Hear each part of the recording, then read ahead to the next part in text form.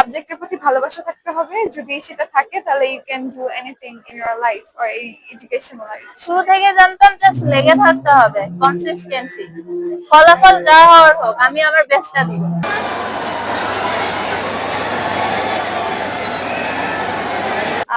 সাফল্যের পিছনে বলবো যে it's a long story but in a short way, dedication.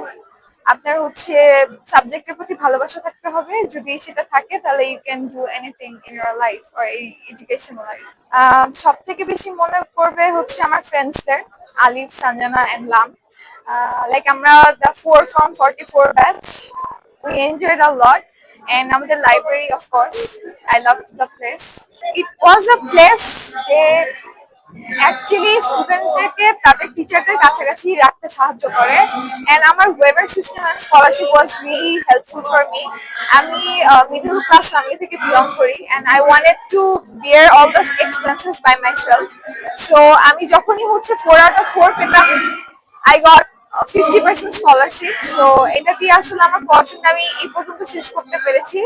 So thank you Daffodil for giving me the scholarship. আমি আজকে 13তম সমাবর্তনে একজন গোল্ড মেডেলিস্ট এবং একজন ভ্যালেডিক্টোরিয়ান স্পিকার ছিলাম। সো আমি আলহামদুলিল্লাহ সবকিছুতেই ব্লেসড ফিল করছি। অবশ্যই আল্লাহ ছাড়া এটা কখনোই পসিবল ছিল না। আলহামদুলিল্লাহ আল্লাহর কারণে আমি পেয়েছি।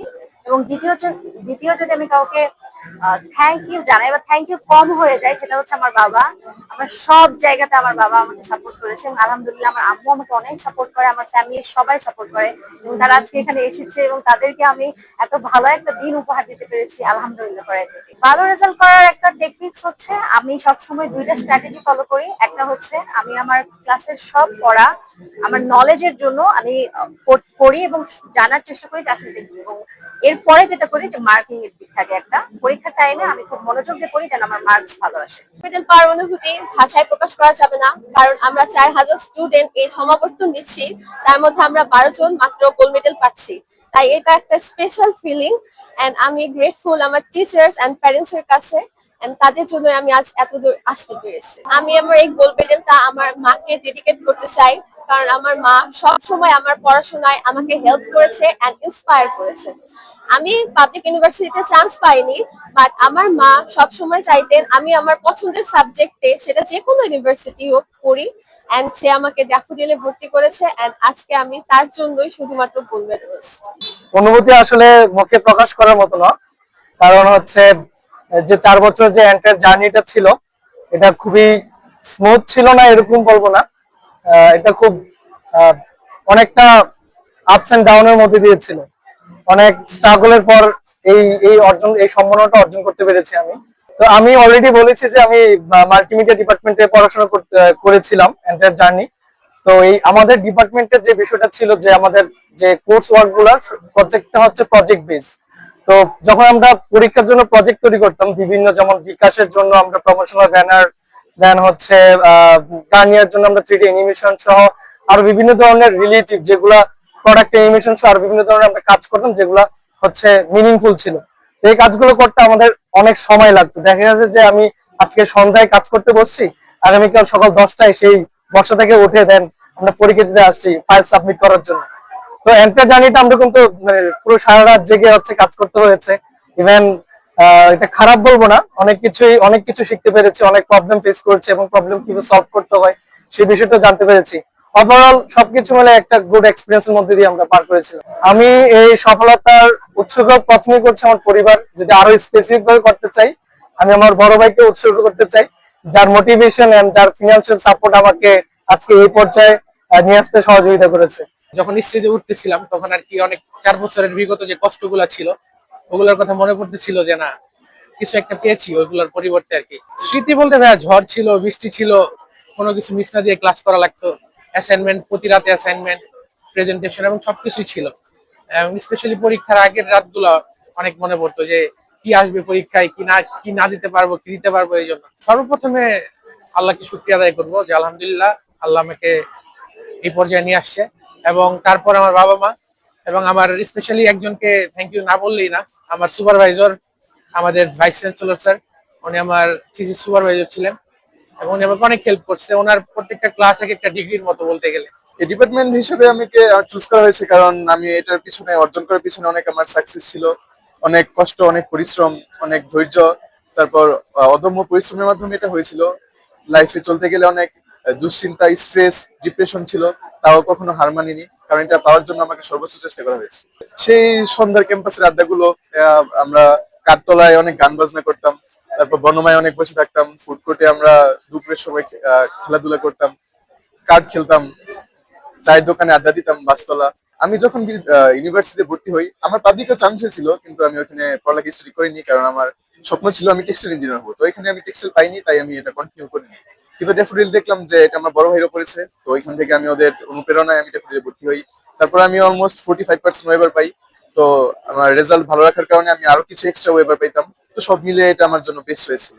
অনুভূতিটা অনেক ভালো, এটা একটা আমার জন্য প্রাউড মোমেন্ট, অনারেবল মোমেন্ট, এবং আমি আমার ড্যাফোডিলের ফ্যাকাল্টি, আমার পেরেন্টস, আমার বোন, আমার মায়ের জন্য গ্রেটফুল যে তারা আমাদের উপর ট্রাস্ট করেছে, বিশ্বাস করেছে যে আমি কিছু একটা অ্যাচিভ করতে পারবো। এন্ড 4 বছরের জার্নির এটা আমার আউটকাম বলা যেতে পারে, এটা আমার রিফ্লেকশন 4 বছরের। আমাদের স্টুডেন্টরা অনেক সময় পড়াশোনাটাকে সিরিয়াসলি নেয় না, আমি বলবো পড়াশোনাটাকে সিরিয়াসলি নিয়ে স্ট্র্যাটেজিক্যালি যদি পড়াটা করা যায় এবং তাহলেই একটা ভালো রেজাল্ট করা যাবে। অনেকেই যদিও বলে যে রেজাল্ট ডাজন্ট ম্যাটার, ধরে নিলাম রেজাল্ট ডাজন্ট ম্যাটার, বাট যেহেতু পড়তেছি আমি এক জায়গায় 4 বছরের জন্য, তাহলে এটা আমার মানে একটা পার্ট, তাহলে আমি কেন এটা ফোকাস করব না? সো জাস্ট স্ট্র্যাটেজিক্যালি পড়তে হবে, বেশি একটা এফোর্ট লাগে না, বাট স্ট্র্যাটেজিক্যালি পড়লেই হবে। শুরু থেকে জানতাম জাস্ট লেগে থাকতে হবে, কনসিস্টেন্সি, ফলাফল যা হওয়ার হোক আমি আমার বেস্টটা দিব। ফার্স্ট অফ অল এই ক্যাম্প আমাদের দাফোডিল আর কি খুবই ক্যারিয়ার ওরিয়েন্টেড।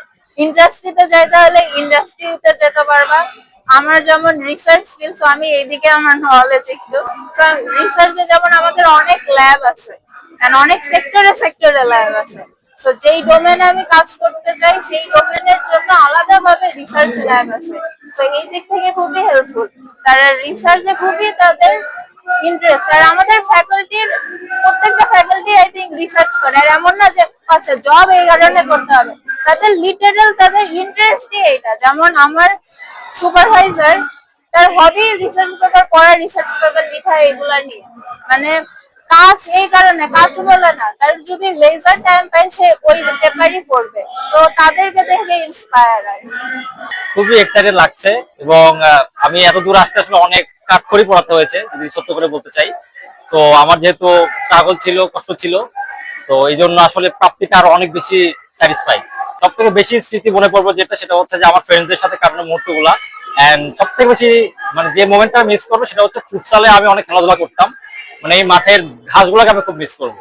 পড়াশোনার পাশাপাশি আমি খুব খেলাধুলার সাথে ইনভলভ ছিলাম, স্পেশালি আমার ফ্রেন্ড যারা আছে যাদের সাথে আমি প্রতিনিয়ত খেলাধুলা করি, তো ওদেরকে খুব বেশি মিস করবো। মাঠে অনুপ্রেরণা বলতে গেলে সব থেকে বেশি অনুপ্রেরণা হচ্ছে আমার মা এবং অবশ্যই আমার বাবা, মাকে আমি আগে রাখবো। এটা ছাড়াও আমার শিক্ষকরা যারা আছেন, ডিপার্টমেন্টের টিচার্স থেকে শুরু করে, ইনফ্যাক্ট আমার নিজের ফ্রেন্ডস, তারাও আমার অনুপ্রেরণা। যারা আমার সাথে এই 4 বছর জার্নিতে ছিল সবাই আমার অনুপ্রেরণা। যদি উৎসাহিত করতেছে এটাই বলবো যে ইউনিভার্সিটি লাইফটা হচ্ছে জাস্ট শুধু পড়াশোনা করলে হবে না, মানে এটা আসলে ইউনিভার্সিটি কথাটার মধ্যে আসলে ইউনিভার্স শব্দটা আছে, এটাই তোমার বিশ্ব। এবং তোমাকে মানে তুমি ফিউচারে কেমন মানুষ হবে, মানে what you are meant to be, এটা অ্যাকচুয়ালি তুমি তৈরি হবে এখানে, you will be build here. তো এনজয় করো, পড়াশোনা করো, এবং ইউনিভার্সিটি লাইফে যত বেশি অ্যাক্টিভ থাকা যায়, এনার্জেটিক থাকা যায়, সেটা থাকার চেষ্টা করো। সম্মানটা সবসময় একটা আনন্দের ব্যাপার, যদিও আমার ওই রকম কোনো গোল ছিল না যে আমার এই মেডেলটা পাওয়াই লাগবে, বাট আমি আমার প্রত্যেক সেমিস্টার টু সেমিস্টার পড়ালেখা করেছি, এখন দেখি যে আমাকে তারা গোল্ড মেডেল দিয়েছে, তো আমি অফকোর্স হ্যাপি। যদি আমার অনুপ্রেরণা বলি, আমার অনুপ্রেরণা আমার ব্যর্থতা, আমার পূর্বের ব্যর্থতা, এটাই আমার অনুপ্রেরণা। আর যদি উৎসবের কথা আসে তাহলে সেটা আমি আমার বাবাকে উৎসর্গ করব, কারণ আমার পূর্বের ব্যর্থতার পরে উনি আমাকে আমার উপর বিশ্বাস রেখেছেন, যার কারণে আমি আজকে এখানে আসতে পেরেছি। আসলে প্রত্যেকটা মানুষের চিন্তা ভাবনা, মানসিক অবস্থা আলাদা হয়। তো যদি আমি এখানে একটা মোটিভেশন দেই, আমার কাছে মনে হয় না যারা দেখবে তারা রিলেট করতে পারবে, হয়তো সবাই পারবে না, বাট তবুও যদি সংক্ষেপ করে বলা যায় তাহলে আমি এটা বলবো, ধৈর্য রাখা উচিত, আল্লাহর উপর বিশ্বাস রাখা উচিত, কারণ আল্লাহ তার বান্দাদের কখনোই এতটা কষ্ট দেয় না যেটা সে সহ্য করতে না পারে। শুধুমাত্র ধরে থাকতে হবে, ইনশাআল্লাহ সফলতা আসবেই।